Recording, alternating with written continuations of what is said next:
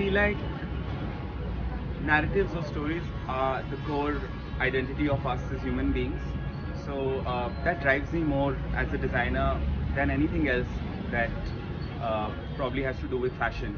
Maybe more than the glamour part of it, maybe more than the retail part of it, even the sales part of it. None of it matters to me as much as stories do, because it makes me realize where I've come from and where I'm going, and which is how you shape human history as well.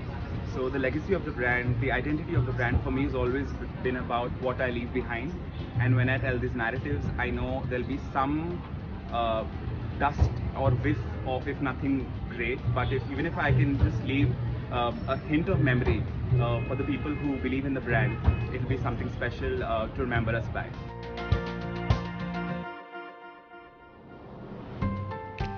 I've done enough campaigns or stories which tell so much about my obsession with cinema and how I was obsessed with Madhuri Dixit in Hum Aapke Hain Kaun and her thumkas, and because I think being an Indian child, cinema and Bollywood and the sweet nostalgia of Hindi film songs and Lata ji and the music and the culture, it drives you so much that it almost becomes your second identity. You sing them in school, you dance to it.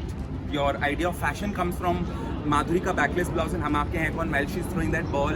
So I think if I could tell something to myself, if I was to my 15-year-old self, I think it would be to remember that eventually these stars are human beings too, and the journey is just about walking through your belief system and actually telling your story, which was my first question as well.